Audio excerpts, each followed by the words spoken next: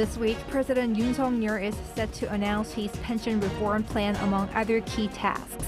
The gist: lessening the burden on younger people and raising contributions for older generations. North Korea has unveiled its testing of so-called suicide drones, which raises the possibility of some military cooperation with Russia. Israel and Hezbollah exchanged heavy fire over the weekend as fears grew over an escalation of war in the Middle East. It's August 26, 6 p.m. in Seoul. This is Newscenter. Thank you for joining us. I'm Yoon Jung-min. We begin with the pension reform plan that President Yoon is set to announce later this week as he addresses the nation with regard to his reform initiatives of 5 key sectors. Our top office correspondent Woo Soo-young explains. President Yoon Suk-yeol will push for a new plan to reform the public pension scheme as South Korea's rapidly aging society faces the possible depletion of pension funds within just 30 years. According to various presidential officials over the weekend, Yoon will address the nation this week to explain the status of his 5 key reforms to improve the national pension, healthcare system, education, labour conditions and the birth rate. In his briefing, Yoon will mainly set the tone for the government's soon-to-be-announced roadmap for pension reform, the first since 2007. One official told Arirang News that Yoon feels he must personally address the issue, recognising that the national pension affects every citizen, particularly the younger and future generations. The current structure allows people to receive more than they've paid over the years, causing a deficit. This puts a burden on future generations who have to cover the difference. When the pension system was first introduced, it was designed generously to encourage people to join. It was expected the premium rates would gradually increase and the income replacement rate would decrease over time. However, after the 1997 Asian financial crisis and even during the 2007 pension reform, there were proposals to increase the premium, but they weren't implemented. South Korea having the world's lowest birth rate and a declining population means fewer young adults will have to support the disproportionately large number of pensioners. As experts predict, the current pension funds will run out by 2055. Those born after 1990 would not receive any payouts upon retiring at age 65, despite their decades-long contributions. Previous discussions in Parliament have focused on parametric measures, such as adjusting the insurance premium rate, how much you pay, and how much of your income can be replaced by your pension payout, the so-called income replacement rate. To secure fiscal sustainability and generational equity, the government is likely to increase the premium rate from the current 9% to 13%, which the ruling and opposition parties agreed on earlier this year. However, the new plan is expected to also introduce structural changes by proposing a slower rate of increase for younger people to meet the 13% target, while the older generation would be subject to steeper increments. Other measures being mulled are automatically adjusting premium rates and income replacement levels based on economic and demographic conditions, as well as enhancing benefits for military personnel and new mothers. The truth is, no other country has experienced a birth rate as low as South Korea's, so we need to take more drastic and unprecedented measures to ensure sustainability, intergenerational equity and old age income security. Otherwise, we'll see a divide between those who benefit and those who don't, and the system won't be sustainable. Once the government proposal is submitted to the National Assembly, partisan discussions and social discourse are expected to follow as reform measures require changes to the National Pension Act. Woo Soo-young, Arirang News. President Yoon Suk-yeol is set to host New Zealand's Prime Minister Christopher Luxon next week.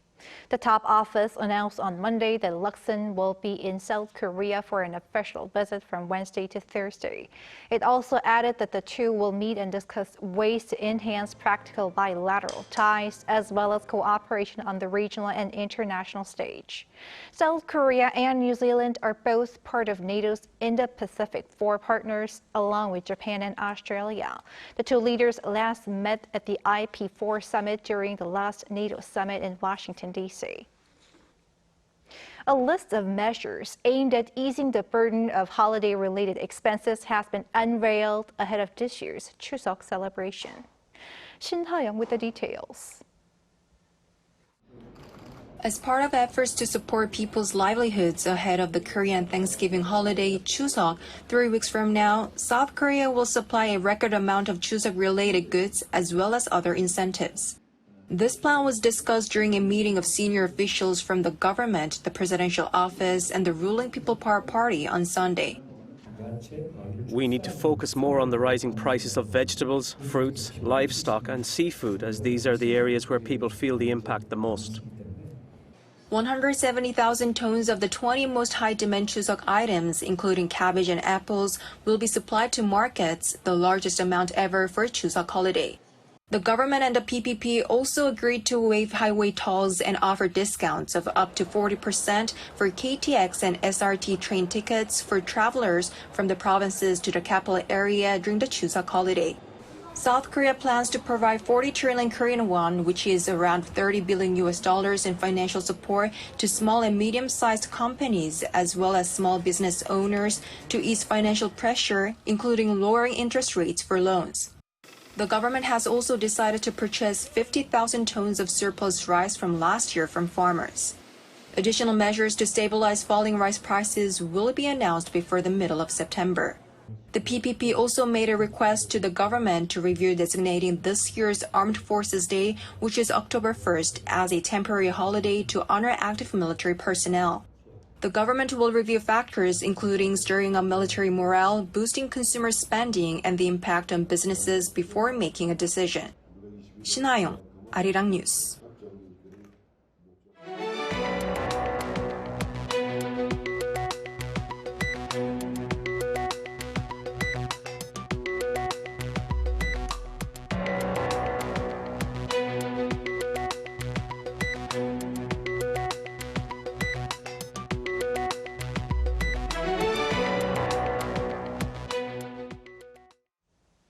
North Korea's Kim Jong-un oversaw a test show of suicide drones this past weekend. The drones revealed by the regime appear similar to those used by Russia. Our defense correspondent Choi Min-jung has this report. North Korean leader Kim Jong-un supervised a performance test of so-called suicide drones on Saturday and called for the development of more to boost war readiness. According to state media on Monday, Kim oversaw the test of the new exploding drones, which are made to precisely destroy preset enemy targets on the ground and in the sea. Kim emphasized the need to develop different types of drones and improve combat capabilities for war operations. He also highlighted the importance of incorporating artificial intelligence technology when developing drones. Of the 2 drones revealed in the photographs, one resembles Russia's Lancet 3, which has had significant success in targeting Ukrainian forces. South Korea is looking into the possibility of Pyongyang receiving help from Moscow. We are aware that Russia gave some drones to North Korea as gifts. We need to analyze various aspects, including whether North Korea made modifications to improve their performance. One expert says the test could have been aimed at boasting that the regime is capable of producing and supplying drones to Russia. Russia is currently very dependent on drones in the war against Ukraine.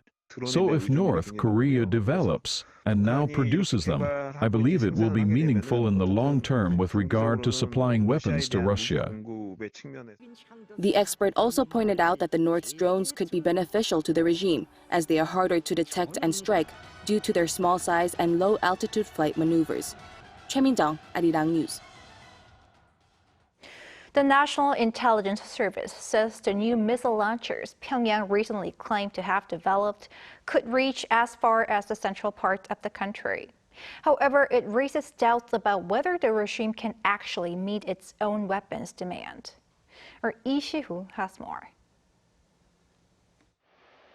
Regarding North Korea's recent claim that it's equipped itself with 250 new tactical ballistic missile launchers, South Korea's intelligence agency believes that the missiles, if launched, could reach as far as Chungcheongdo province, having a possible range of 110 kilometers.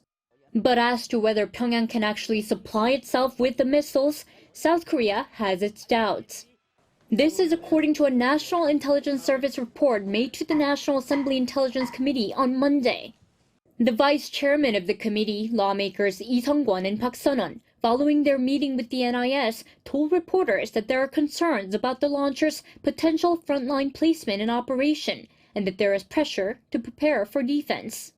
But the NIS also believes that the regime's ongoing supply of weapons to Russia could make it difficult to meet its own demand for missiles.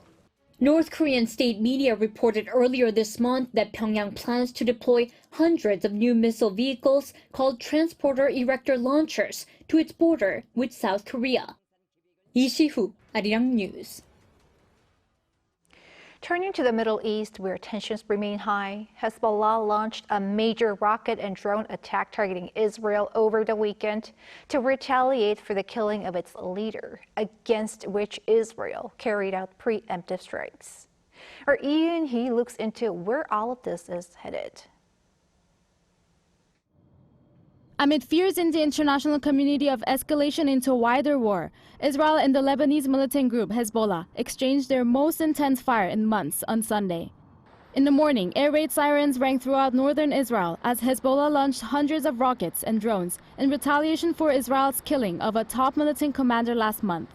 Israel said it carried out a wave of preemptive strikes with 100 fighter jets to stop the attacks, and that they successfully took out at least 50% of the missiles that were planned to be launched into Israel and effectively repelled the subsequent attack. Hezbollah claims to have successfully launched over 300 missiles or drones at Israeli military sites. So both sides are satisfied with the duel, so the escalation has stopped for the time being. Sunday's attacks reportedly resulted in 3 deaths on Hezbollah's side and 1 on Israeli. Hezbollah asserted that this was only phase 1 of its attack on Israel, but confirmed no more attacks were currently planned. Israeli Prime Minister Benjamin Netanyahu warned that this was not the end of the story. The United States was not involved in the strikes directly, but helped track incoming Hezbollah weapons. Based on this, the professor provided a deeper insight into what to expect in the Israel-Hamas war. After the exchange of airstrike from both sides, United States announced the 2 nuclear power aircraft carrier, Abraham Lincoln and Theodore Roosevelt, will be on its duty in the Middle East. According to the professor, this means that the U.S. will be there to protect the security of Israel, but also clearly signals that enough is enough, which will make it hard for Netanyahu to continue his war with Hamas, as he proclaimed. The U.S. position also complicates Iran's potential retaliation for the killing of Hamas leader Ismail Haniyeh, as any misstep could escalate into a direct U.S.-Iranian conflict, which Tehran wants to avoid but Israel might prefer.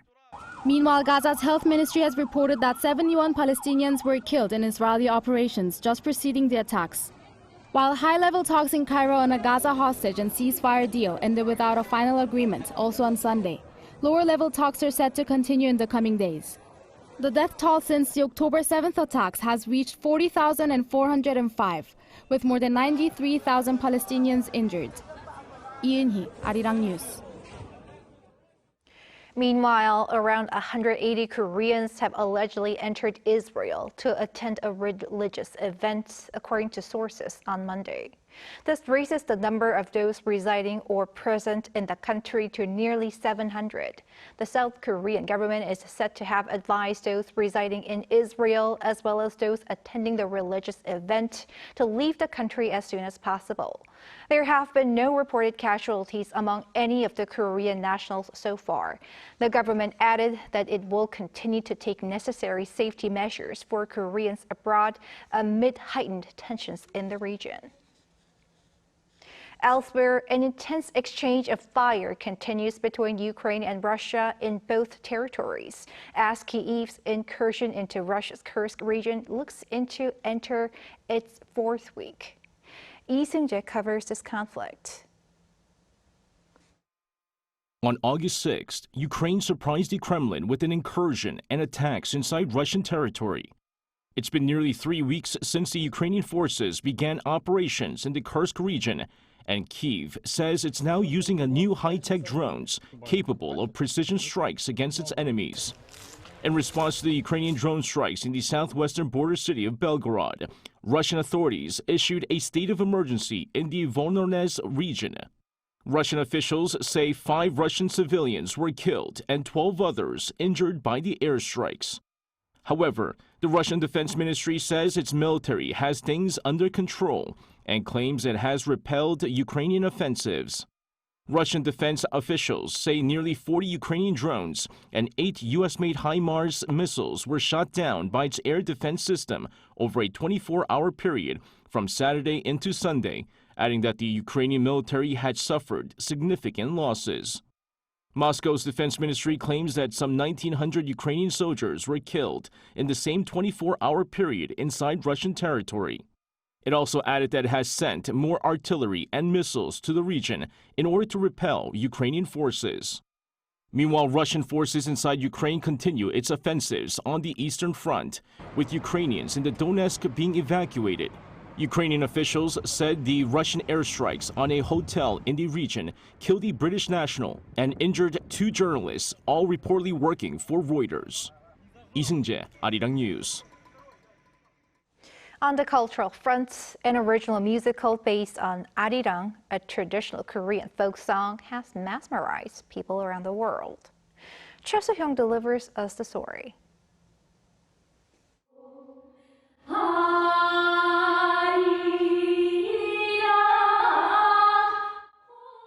The world is being captivated by the Korean musical Ari, the Spirit of Korea. It reinterprets the story of Arirang, a 600-year-old Korean folk song originating from Jong-un County in Gangwon Province. It tells the story of a carpenter, Shin Ki-mo, who leaves his hometown and family to sail to the capital city, Hanyang, to rebuild Gyeongbokgung Palace. Ari Arari was created by Jong-un County Office as part of cultural events for the 2018 Pyeongchang Winter Olympics. Over the past 7 years, it has gained popularity, being showcased at various festivals worldwide. We created cultural content using Johnson, Arirang to preserve Johnson-gun County's unique identity, while adapting it to modern trends with universal themes like love, family, and home. The musical was officially invited to one of the most prestigious arts and culture festivals in the United Kingdom, the Edinburgh Fringe Festival, from August 1st to 25th, alongside 3,800 other productions. Director Yoon said that he focused more on music than on language, aiming for everyone to experience the performance through all 5 senses with the Korean essence. We performed a total of 23 times, and the local response was incredibly enthusiastic. Even though most of the audience were foreigners, they laughed and enjoyed it together. And as they left the venue, many of them were humming the melody of Arirang. Last year, Ari Arari won the Best Physical Theatre Award at the Adelaide Fringe Festival in Australia. Even a foreign tourist who first saw Ari Arari there later visited Jongson-gun and then went to this year's Edinburgh Festival specifically to see the performance again and meet the actors, which moved them to tears. Yoon also expressed hope that Ari Arari would make Koreans living abroad feel even prouder of their heritage. In the early 1900s, some Koreans were forcibly relocated to Central Asia or left the Korean peninsula. We call this path the Arirang Road. Just like the Silk Road, Koreans have spread worldwide. Back then, it was a path of suffering. But now, through our performance, we dream of turning it into a path of joy. He hopes that people worldwide will visit Jongson at least once to experience Ari Arari. Chuseok, Arirang News.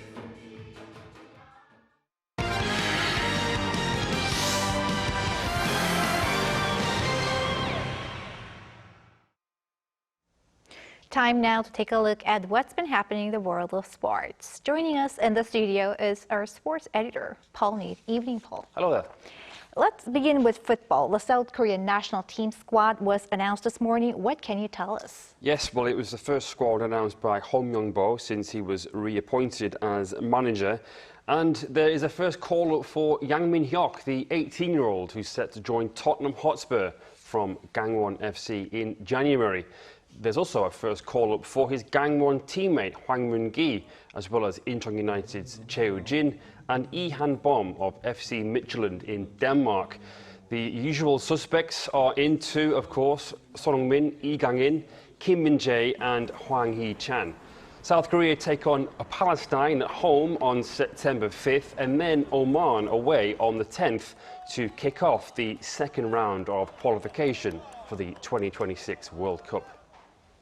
You mentioned Son Heung-min and Tottenham. A win for Spurs over the weekend. Yes, their first win of the new Premier League season. Spurs beat Everton 4-0 at home on Saturday.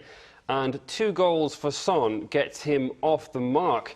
Son's first to make it 2-0 came after pickpocketing Pickford, the Everton goalkeeper, whose heavy touch allowed Son to nip in and put the ball into an empty net. Son's second was Tottenham's fourth, firing in from a tight angle after a burst forward by centre-back Mickey van der Ven, who then slid the ball into Son, who fired in at the near post. It's 4 points from 6 available for Spurs to start the new season, following the 1-1 draw with Leicester City on the opening weekend. And moving on to golf, KLPGA legend Kim Min-hyuk has announced her retirement. Yes, the announcement was made on Sunday, doing so after the AIG Women's Open in Scotland, a title that she won in 2017, her lone major. She joined the LPGA Tour in 2007, winning 7 titles in total. Meanwhile, Shin Ji-hye came ever so close to winning at St Andrews, finishing tied for second with 3 others, including Nelly Korda of the US. She shot a 2-under 74 in the final round to finish at 5 under par, just 2 strokes behind the winner Lydia Ko, the Seoul-born New Zealander. In the men's game, Im Sung-jae and An Byung-hun have both qualified for the PGA Tour playoff finale. They stayed inside the top 30 in the FedEx Cup points following the second playoff event on Sunday, the B&W Championship. Im and An, as well as Tom Kim, have also qualified for the President's Cup, a biennial match between the US and a team of non-European players. And finally to baseball, Japanese baseball star Shohei Ohtani has made history. Yes, on Friday local time, he joined the highly exclusive 40-40 club, that being 40 home runs and 40 stolen bases in a single season. Ohtani hit a 2-out walk-off grand slam in the 9th inning of the LA Dodgers' 7-3 win over the Tampa Bay Rays. His 40th steal came in the 4th inning of the same game. While he's only the 6th player to do this, he did it in the fastest time, just 126 games. The previous record of 147 was set by Alfonso Soriano in 2006. All right, thanks for that, Paul. See you next week. Thank you. See you.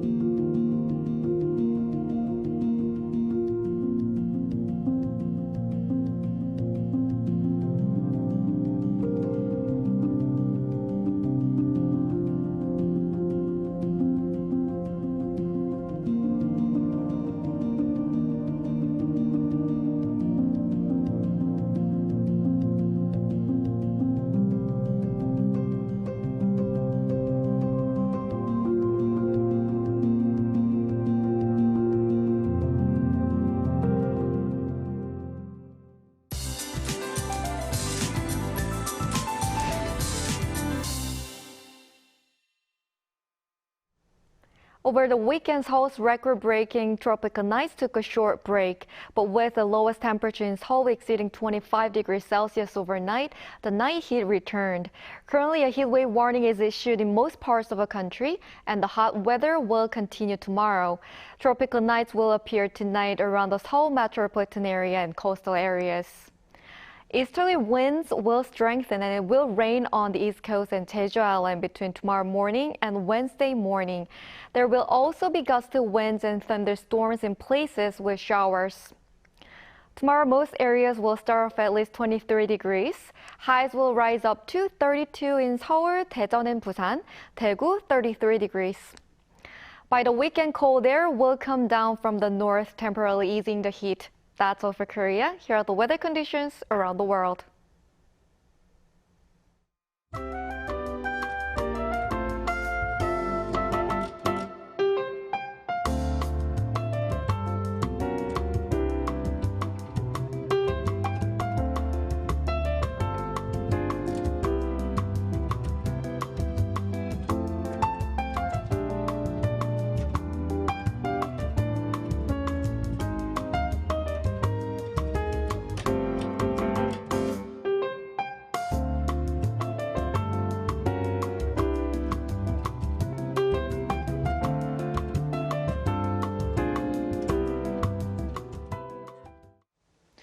That is Newscenter for tonight. Thank you for watching. A panel session coming up.